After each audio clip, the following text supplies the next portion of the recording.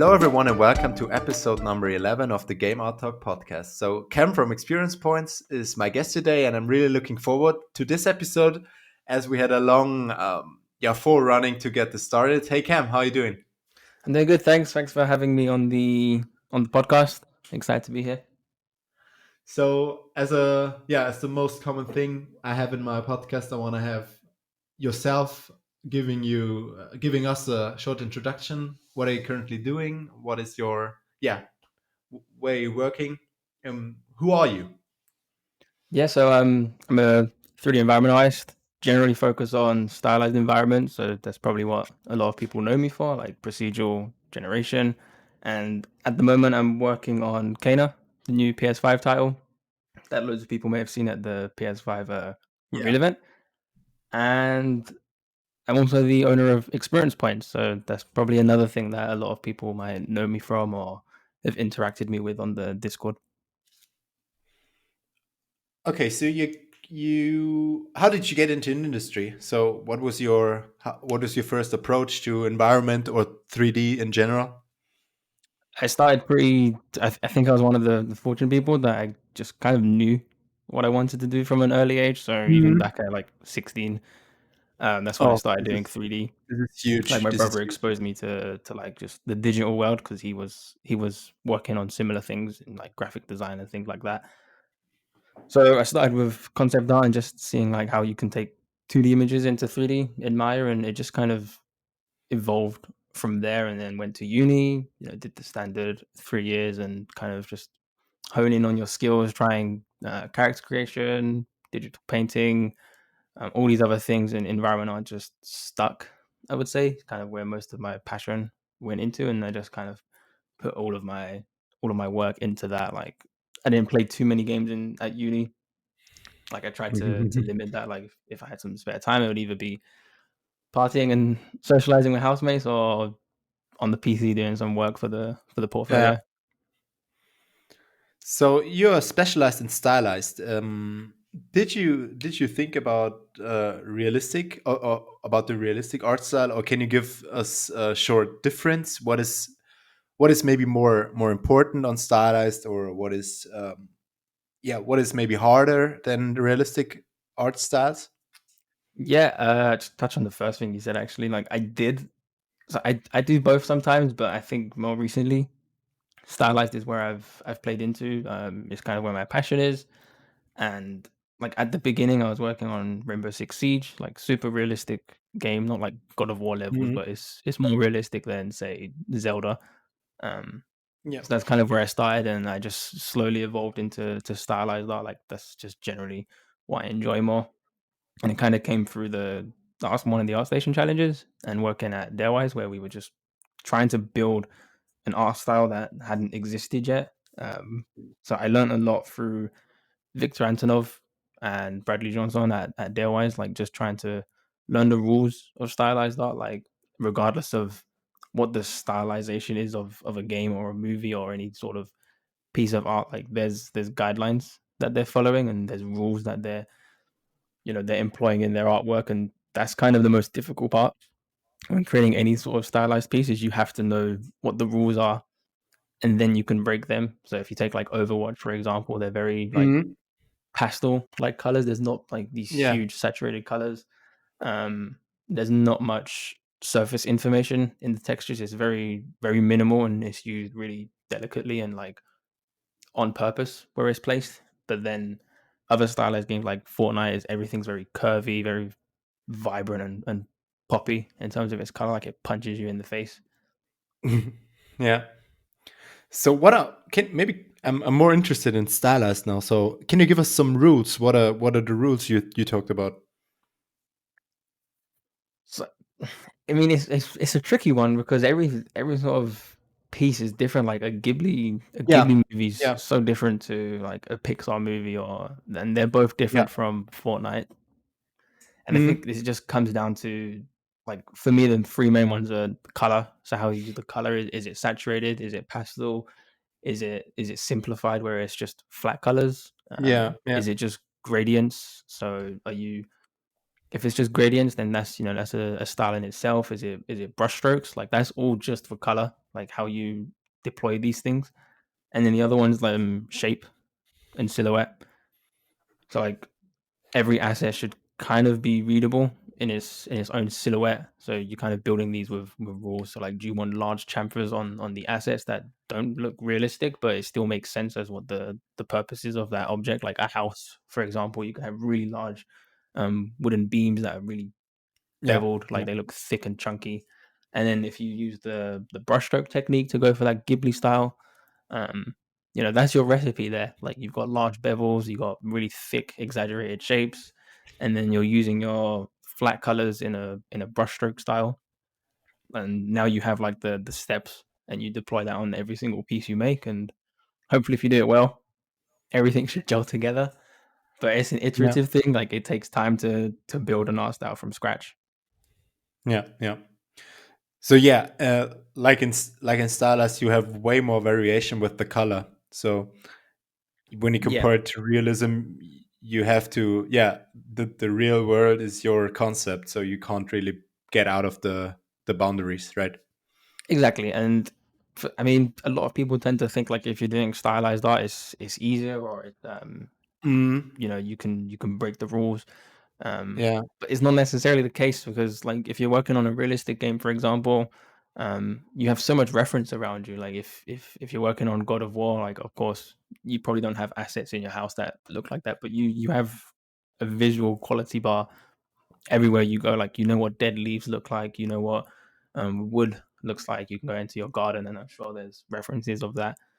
But if you're making a stylized game, you don't have those references on hand. All you have is references of how the object should function and look, and you need to rip it Hmm, hmm. apart and rebuild it in the style with the rules that you established. Yeah, exactly. So let's speak about experience points. So what is it actually? It's a website. Everyone who is bit in the industry knows about it. So can you give us a short glimpse of what experience points really is? Sure, I don't think everyone in the industry knows No, about not it. everyone. Yeah, not everyone, but I'd love one you day should know it. for that to be the case. But that experience points is it's a learning platform. It's community Hmm. based learning, and I generally that's kind of how we pitch experience points as a brand now, because it's not just a website anymore. Like um, collectively, it's a learning based community platform, and that can cover a variety of things, from articles that other artists can write to have it hosted on our website and allow others to learn from. That includes tutorials, and that's something we've put a lot of emphasis in this year. Yeah, So that's yeah, something we're really trying to nail, to the point where we really want these high quality tutorials that justify the price that people pay for them. Like we don't want people to feel as though they've been ripped off, and we're trying to target a more niche market in that sense with tutorials. And I guess we can cover that further in the podcast. And then other things like yeah, podcasts and things, we've been diving into that and trying to find something that works for us. So the Experience Points does all of these things that other companies do. Like there's other gaming article companies out there. Like Substance releases their own article. There's 80 level, but yeah. we're just 80 trying level to is pretty find huge. Yeah. everything that we do. We try and find a pocket where it hasn't been done before, in a specific way that allows us to kind of shine for the most part, and allow our quality to showcase in kind of just how we deliver everything. So you want to focus more on tutorials in the future, like not just written tutorials, also video tutorials. I think I saw some one or some tutorials on your website as well. Yeah, not to the point where we don't pay attention to anything else, because Experience Points is only a year old. Hmm. So, like when we started, we were heavy on the articles, trying to find a system, on how that works. And I guess it's similar to when you're building art styles and things, or like any sort of environment.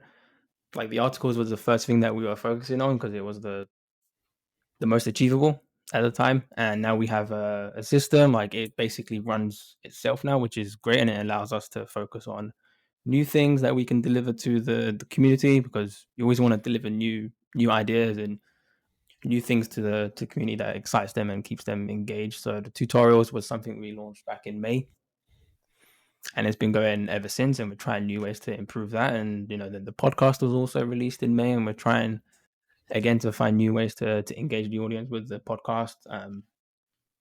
So there's no specific thing that we'll focus on like 100%. We just kind of diverse our portfolio and then make sure that we cover a wide variety, because not everyone likes learning through reading.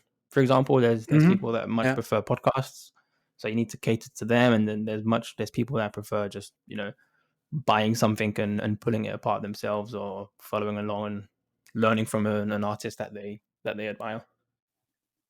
So the articles are not just written by you. You give more a platform to the other artists who can post articles on your platform. So how does this all work? So an artist gonna come to you and say, "Hey, Cam, I got a nice topic I want to talk about. Like, I got a nice stylized environment.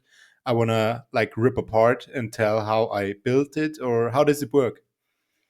Yeah, so at the moment, I mean, we've had so many articles, we actually stopped like reaching Okay. out unless it was Mhm. specifically requested. But generally, generally we allow the community to submit on the Discord. So if there's a scene that people love and they want to see a breakdown of it, they can submit it to the Discord.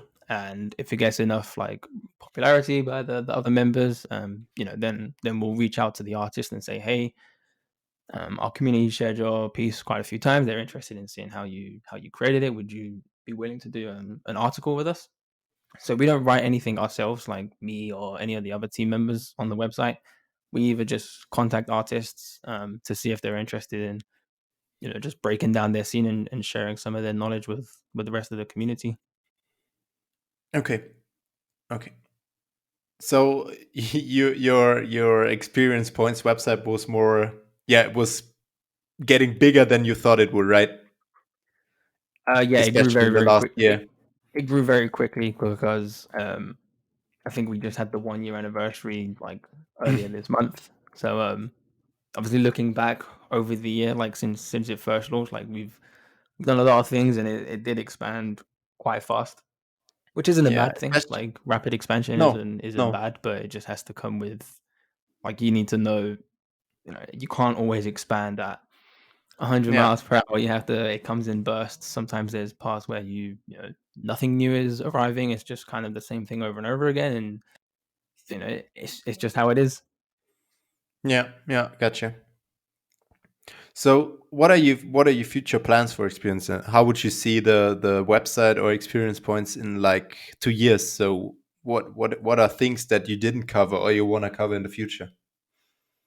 This is always a tricky one because I don't want to take experience points. Obviously, I work with a team now. When I launched experience points, it was just me and Kryker, but now there's like three owners and all the moderators and things like that. So adding new things has a lot more hurdles, I would say, because you have bandwidth of Mhm. the team. I want to make sure that they're all healthy and they can be paid for the time they're putting in. But at the same time, like there's loads of things I do want to do with experience points, but like I said earlier, I don't want to stretch the portfolio too thin to the point where you do absolutely everything. So anything Yeah, that can encompass environment art is something that we'd always consider. So something new that we did recently that we launched was the lab. It's yeah. a collaborative environment that was built in UE4 with, I think, 6 or 7 artists. I can't remember specifically the number off the top of my head, but it's essentially the community project where we bring juniors and seniors together and we allow them to work together on building an environment, and not necessarily just to kind of sell the piece on and make money, but it's more to allow juniors who might not have industry experience to work with seniors and learn like pipelines, how you should do things, get some feedback, and kind of, when they graduate finally, or even if they have graduated, when they go into that interview or apply for jobs, they can explain like, I've worked with source control, I've learned these things. This is a scene I built with a team. Like, there's a lot of things that what we're trying to do with this community project is allow people to have a bit more on their portfolio and CV when they go for that first job, rather than just kind of hoping that they're at the right spot at the right time. Okay, so the thing is, you give young artists the opportunity to work with seniors to Yeah, gain experience, right? yeah, and it's all paid. So I mean, Okay. yeah, Hmm. it took a long time to do the first one, because we were kind of figuring out pipelines and like infrastructure of the server and stuff like that, and just guidelines and all of these other things that happen like behind the scenes that obviously no one's going to know about, like all of these things that we're setting up behind the scenes. But in the future, when we contract an artist, like they'll be paid for the work that they do, and of course they can learn from seniors, and by the end of it they should have a complete scene that they've created with other artists, like an art director, a lead artist, production manager, things like this, similar to Decagon. But we really want to Yeah, emphasize on the learning side of things, um, so that it's you know pretty that's cool. that's So kind it's of kind of a our small. that's kind of our unique thing on that. So it's not something like we're gonna go against like people on the marketplace. Like the goal isn't to sell the scene. Like first and foremost, the goal is to bring people together so that they can learn from each other, learn how to do things, and if the scene can be sold at the end to kind of recoup the costs that were injected into it, then great, because that kind of allows us to kick off another project and bring new people in, and just it kind of expands. But that's probably the next big thing that we'll do for the next year or two with experience points, because it takes a lot of time, especially when everyone involved is working part-time, or they're doing a full-time job, they have girlfriends, families. Like you can't expect someone to put in 40 hours a week Yeah, yeah. for free at first. Yeah, sure, sure. So it's pretty cool because it's kind of a whole project. Like the workflow is pretty similar, like it would be in a game development situation, right? Exactly. For Yeah, for the artist, for the seniors, for the leads, for the production director and stuff. Yeah. exactly. So let's speak about yourself as an artist. What did you take away from Experience Point as an artist, from an artist standpoint? So how did it influence yourself, like as an environment artist? As an environment artist, or just in general? Just in general, maybe as a person, maybe also as a person, not just the hard skills, maybe the soft skills. How did you, yeah, develop with Yeah, Experience Point? I guess I tackle the first one first, like environment art. Hmm. You definitely grow. Like I think passive learning and just like subconsciously learning from others, it just happens without me even realizing. Because I'm just seeing constantly people posting their work in progress, new projects, things like that. And I don't think I've completed I've completed one personal project, I think, since EXP launched. Um, which is perfectly fine. I'm not looking to complete two or three, but you just see tons, and you're like, damn, like it keeps you motivated, it keeps Hmm. you hungry. Yeah. Like I think I've worked. I say work, but I think I've every single day since Experience Points launched, I've done some form of like 3D work each day, either just Yeah. experimenting, things like this. It just keeps you motivated, it keeps you hungry. I think that's one thing I've definitely taken away, at least from like an environment standpoint, um, and just the sheer learning. Like there's so many things that I don't know about environment art, be it tools or like how to tackle something, or a task in general. Like it can be anything, absolutely anything. And there's people there, like I'll shout out Brian, for example, from Rockstar. Like anything lighting related, he just has an answer for it. Or like anything related to Unreal Engine 4, like if I have a troubleshooting question or something's broken, I can count on him Hmm. to reply at some point in the day, and he'll have the answer. And that's super useful for me, and it's definitely useful for others who probably don't know the answer either to my question. And now I've learned something new. Like I know how to tackle some of the ray tracing issues that I've had. So Hmm. that's like the environment side of things. Like you're just learning you're just learning new things and like how to tackle stuff. And when that problem comes again, you know the answer. So through the whole community, you just soak it in, Like a like sponge. everything, like a sponge, like Yeah, just everything like that a is sponge. coming through your Discord community. It just influences you, whether passive or active. It doesn't matter in the end, right? Yeah, exactly. Like you don't have to always be like doing something practical to learn. Hmm. Like you can I think one of the best ways to learn something is actually teaching it to someone. or giving Yeah. them an answer to an issue. So if someone replies with if someone has a question on the Discord and I know that I can help them, then I will. Like sometimes I'll be working on a personal project and I'll stop to help them because I know that they might be struggling, and there's probably other people there, like in the I guess it's like the classroom scenario where the teacher asks, "Does anyone have any questions?" and no one asks anything, but half the classroom wants to ask a question, but they're just too Mhm. embarrassed. Yeah. Yeah. Yeah. So I'll stop working to help this person, and then I'll carry on with my stuff. But and that keeps me refreshed as well because I may not have done that thing for quite some time. So I'm recapping, I'm explaining to them like you got to do X, Y, and Z. And I'm like, oh wow, like I actually remember. Keeps you on Yeah. your toes, Yeah. which is good. Soft skill So wise, I can jump into that as well if you like. yeah, please, please. I'm very, very interested in it. Like soft skill. I mean, if people on the from Discord listening, like it just helps so much the soft skills. Like I think since I've launched experience points, my confidence just like as a person Hmm. is Hmm. skyrocketed.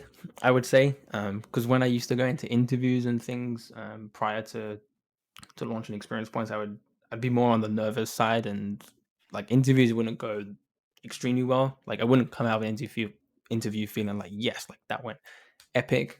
I felt like I got a good shot.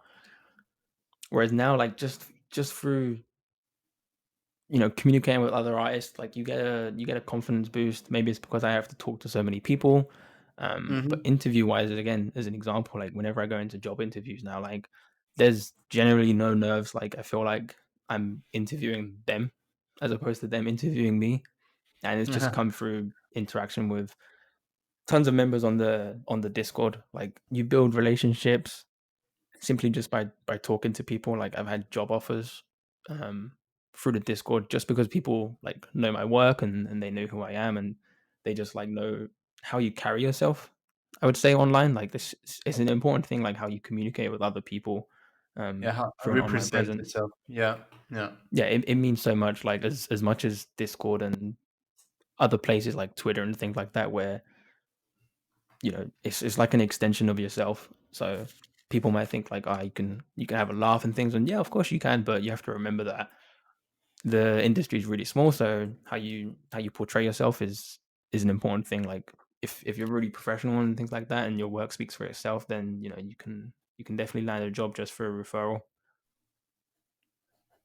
Yeah. And I think with experience points, you you yourself and as an artist represent like I I wanna do good to the community. I wanna help people. I wanna make them better. So you're always a good fit for a company because they see like, oh, this person is yeah, is boosting up the confidence of our artist or having huge skills in this and that. And I think it's always good for yourself.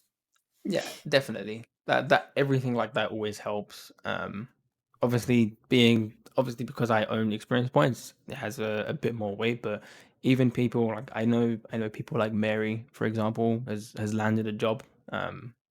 I think she's at Ubisoft now. Like her article really helped her land her job at Ubisoft. So things like that, like the platform helps people secure these jobs. And I know other people like Tiago, they've landed jobs through the Discord community because he was posting work in progress images, and someone loved what he was doing and referred him to a company, and he landed a job. He doesn't know who did it, but things like this, like it's if you're active and constantly helping others, like someone might just give you that referral without you knowing, and you've landed a job, or maybe you fly to GDC next year, hopefully when the pandemic's over, if it is, Yeah. Yeah. and you've got all these friends you've never met before, and maybe one of them is like, you can crash out mine. Don't pay £2,000 for a hotel. Like it's fine. Yeah. Yeah. So speaking about the pandemic, so you're currently working from home, right? Yeah, I have more since March. Oh, so are you missing the studio life? So are you missing going to work and seeing people and interacting with them, like not just via a screen? So how does the whole working situation change for you, or are there any benefits you could take away from it? So for me, I think it's mainly like I do miss the studio life, but I enjoy working from home a lot. Like it really, I think it just lends itself to the amount of time that I need to work on stuff. Like running 2 to 3 jobs is it's tough, but you need that time. So working from home was really a blessing in disguise for me. It started when I was at Frontier. So I mean, it was new, but I just enjoyed it. Like my productivity went through the roof when I was at Frontier because I didn't have to wait for a lot of things. I didn't have meetings to go to unless they were important. Like, you know, in the studio, people will schedule meetings for almost anything and everything. But when you have to schedule an online Zoom call or a Teams meeting, like there has to be a reason for it. Or working from home, like maybe you can just listen into the meeting and then just like still carry on with your work. Like that's one of the good perks because you might just be in the meeting because you need to just be there. Like you just need to ensure you have the information coming in. Whereas in a studio, you'll go to a meeting room, like you can't really do that. Yeah, because you're away from your desk and you gotta Exactly. sit That's just into a the small meeting. thing. Obviously, yeah, that's one example. But for me, I prefer it. I think I can just focus a lot more on what I need to do. Like I can plan my day accordingly. Um, Yeah, I don't know. It's a tricky one. Like I do miss the studio life still.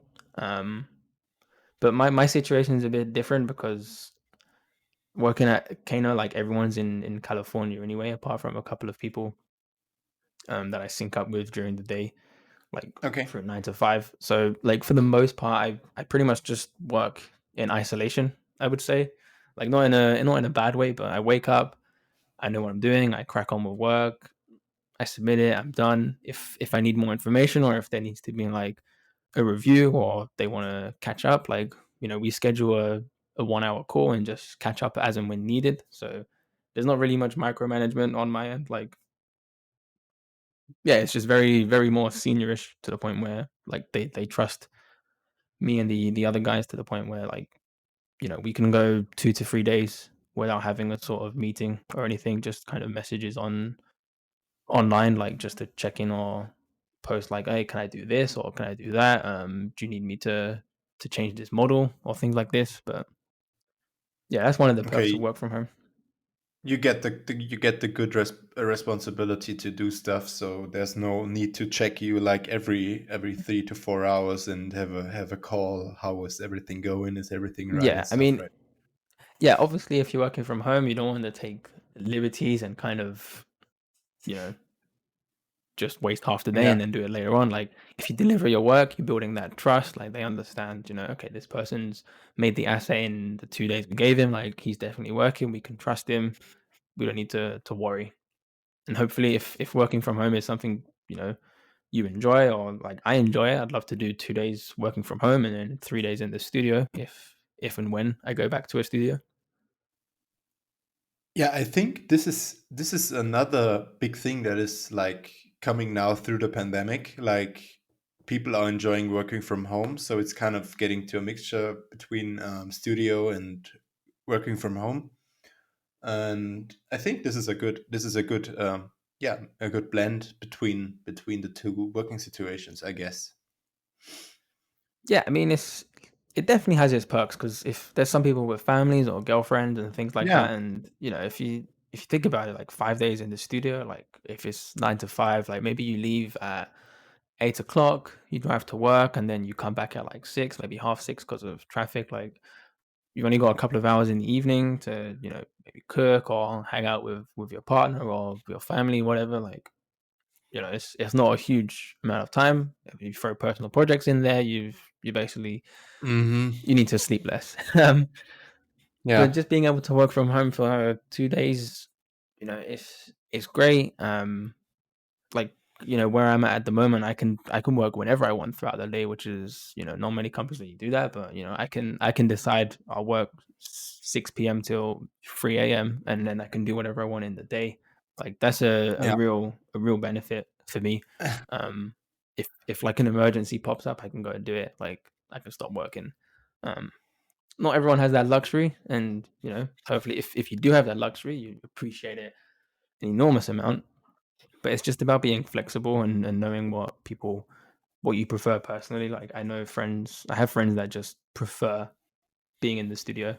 Um, like Mhm. they love being around other developers and sharing that creative energy, and it just kind of oozes in the studio.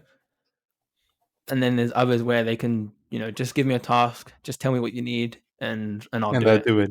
Like Yeah, yeah. I don't care where I am. You need a tree, I'll make you a tree, and that's all they need. Like, so it depends who you are. Yeah, I think yeah, everyone is working differently. So are you more of a strict person who says I get up every day at 7 p.m. and 7 a.m. and then I work till 7 p.m. Good four God. sorry, and work through the night? No, get up at 7 a.m. and then work to 4 p.m. and you know what I mean? Yeah, no, I mean, yeah, I get it. Do you have a Yeah. kind of a schedule, or are you more I get up, do my stuff, and then I'm done, or how are you treating this? So I try to stick to a schedule. Obviously, it fluctuates a little bit because I don't have to start work at 9 on the dot, but I generally try and do like half 8, 9 o'clock till about maybe 6:30 to 7 p.m. That's kind of the hours that I do on a Kana. Um, Obviously, if I wake up at like half 9 or 10 or whatever, like it's fine. I just push the day forward, and you know life carries on. But when you're in the studio, if when I was back at Frontier, I was up at 8 a.m. every day, and I would do my hours. So I think I did like 9 to 5:30, and then switched off and just carried on doing my own stuff or doing experience points, admin work, things like that. But I think having a schedule is like really important. Okay. Okay. So, are you a self-taught artist, or have you been a student and then going into the industry? How would you describe yourself? I'd say student. So you have Yeah, been to student because university. I started learning in college. So obviously, I know you don't use college for uni. But like 16 to Hmm. 18, I was at a college, which is just before uni, and I was learning Maya and Photoshop and Okay. InDesign and other applications. And then I went to uni and just kind of pursued environment art there. Okay. So my question is because like with more and more websites like Experience Points, AD Level, and all the other websites that are popping up and coming into the industry, where I can get all the information, all the techniques, all the tutorials, mostly for free. How would you say that the industry or the working situation now is changing with more and more self-taught artists coming up? How is your opinion on that? Like I don't think you don't have to go to university to get a job in this industry. Like it's an expensive piece of paper at the end of the day, but that paper is one of the things it does. It lets you move countries very well, not easily, but it gives you a better fighting chance at that visa application um, if you have that degree. And just the other thing, one of the main things I think me and Luan, who co-owns Experience Points with me, um, like what you learn at university is the soft skills. Um, you just can't get that anywhere else, especially at that age. Like if you're self-teaching yourself from 16 or 18 years old, and then you go into a studio, that's perfectly fine. It's possible, but you just don't have those soft skills that someone at university who might have like been super driven and mm, super focused on their work, like they'd understand like a bit more professionalism potentially and how they should conduct themselves um, just through university. I think that's something that it just offers people that you can't get anywhere else. But with all the free tutorials and everything online, like you said, with experience points, 80 level, YouTube, like you have so many resources online that just update themselves quicker than universities do. It just generally makes sense to learn, like to teach yourself. But unfortunately, you need a lot of like willpower, motivation, like determination to do that. And I think that's generally a big reason why people go to university is to have those deadlines, that enforcement, that like in quotation safety net that they've paid. 40K in the UK, for example, for university. Mhm. Like if they're thinking, oh man, if I don't work, I've just wasted that money. But if you're self teaching yourself, it's like, oh man, well I'll just go out and I'll go to the club tonight or I'll play some games. Like there's no money at risk if you're self teaching yourself. So you need that drive and you need to stick to that schedule. Like, all right, 9 to 5 is work. Like I need to level up my game, get into the industry if I really want to do that, and then I'll go and play some games. Okay, so you think more and more artists are gonna get self-taught, or are the university or the college, how you call it, gonna stay like a huge basis for education in the games industry? Or are more and more people developing like their own skill set via your websites, for example? It's hard to say. I think I don't know, maybe 10, 15 years, like it will probably be more self taught, especially as Hmm. like Josh Lynch is a good friend of mine, like with the mentorship coalition, like with things like that, it's just a no brainer. Like I think more people will start doing mentorships, and hopefully in the future, like when I did speak to him on the EXP podcast, like I think I asked him, do you think mentorships one day would be able to offer like a sort of a degree or something equivalent Hmm. to Hmm. what universities provide? Because that's kind of all mentorships are missing. Like they Yeah, deliver, in my opinion, if you go to a huge mentorship value. for a Yeah, £1,000, like you're getting much more value than a yeah, university degree, and you're saving almost yeah. 99% of your money because you're learning from Josh Lynch, who's um, a principal material artist, or you're learning from Chris Radsby, who's like one of the best stylized artists out there, in my opinion. Um, but at universities, you're not having that talent where they're up to date on like the cutting edge or the bleeding edge of what's happening in house. Like, and it's just worth the money at the end of the day doing a mentorship. But a lot of people want that degree, or you know, it Want that varies. huge It varies expensive paper? greatly. Like, Like yeah, some yeah. some people's families might be like, well, you need to go to uni. Like it's a difficult one. Hmm. Hmm. Yeah, it's gonna be pretty interesting how the thing is developing, and Yeah. how, because it's an industry that is changing so fast and so quick, and like every day there something, some new tools pop up and some old tools gonna get flushed out, and yeah, we are at the, yeah, at the state of the art and always developing ourselves. So it's an industry you can't teach like forever, Yeah, it's as always growing. Like yes, it's like always growing. Yeah. today's tech is ancient yet tomorrow. Like it just grows so quickly. Um, but yeah, I mean, just thinking about it though, I think like in the future, if more websites and companies like CGMA and Think Tank Online, for example, like some of the work I see from Think Tank, I didn't really know them until recently, like maybe last year or 6 months ago. But the work is phenomenal that the students produce there. So I think if Hmm. more websites like that start popping up, and more institutions and more mentorships become available, like you've got the coalition, now you've got the Empire's mentorships as well. Hopefully in 2 to 3 years there's like a large Experience points catalog. mentorships, how about that? Full on mentorships aren't planned or anything, but uh, I mean uh, we have the Patreon ones where, so like our Patreon okay. ones are generally people pledge their monthly membership, like £10 a month, and they're not as intense as what the coalition or empire provides, but we just allow people to have like a 1 hour chat with an experienced artist, either from like Cloud Imperium or Square Enix or whatever, and they can just have a chat. They can talk about maybe career paths or like career development, or maybe showcase a scene and just get some like one-on-one feedback. So they're not they're not a full-on mentorship, which is why we don't market it at all as a mentorship. But who knows, man? Maybe in the future, like yeah, maybe in the future we'll do like EXP mentorships. Who knows? But like at the moment, it's not really on the cards because we actually did launch.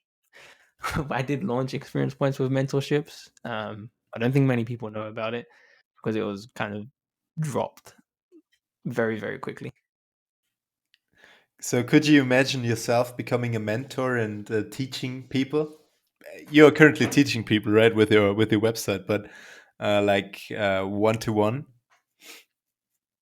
Are you the person for that? I don't know. No, You don't know. Okay. I mean, I've taught, I've taught students like substance designer and other things, but Mhm. I think, I mean, I would like to do mentorships in the future and be able to be one of the people in a mentorship program that people, might consider pledging, paying their money to, and then picking me out of the maybe 6 or 7 artists that are available. Mhm. Um, I just would have to. I think I would have to do a free one first. Like, I wouldn't want to take someone's money without knowing that I can like 100% deliver on what is being promised and what they're expecting.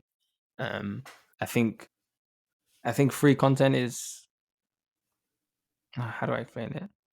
Like, I think doing content for free, for example, it's not like a way out or like a safety net where the point like, oh well, it's free, so you can't complain. I just think delivering something for free makes sure that, expectations are set. But as soon as you charge someone like 500, even £1,000, like, you need to be assured of yourself that you can deliver what they're expecting. And if you Yeah. can't, Yeah. then that's not good, because it's not just yourself at that point that's being impacted. It's the company or the brand or whatever else it is that you're working for.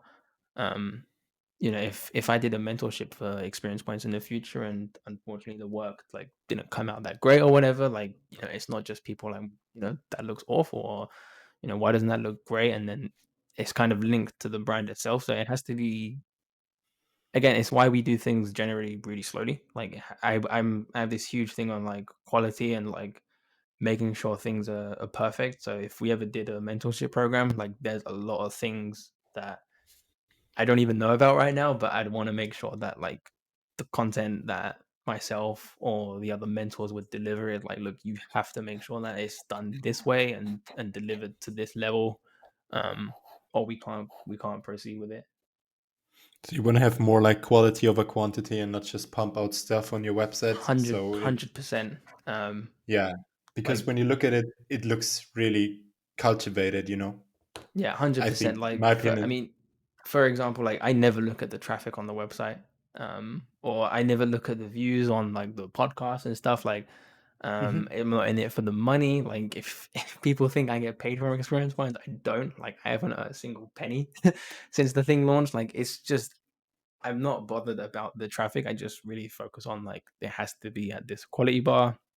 Um, because yeah, building something from scratch is tough. I didn't know anything about building a company before I even started it, so it's all learning throughout. And yeah, it's just quality over quantity has always been a key pillar since we started. Okay. So I think we can wrap it up with this. Yeah, with this statement. So thank you so much, Cam. No problem. Um, I will link your ArtStation, the Experience Points website. You all should check it out, and you all can join the Discord, right? Yeah, everyone's welcome. You can head over to the website, and there's a big Discord button on the homepage. Just click that and head on over, and I'm sure everyone will be welcoming. All right, perfect. So thank you so much, Kim, for being my guest today, and I hope we'll see us in the future or hear us in the future. Thanks for having me on, man. It was a lot of fun. Thank you. Bye bye. See ya.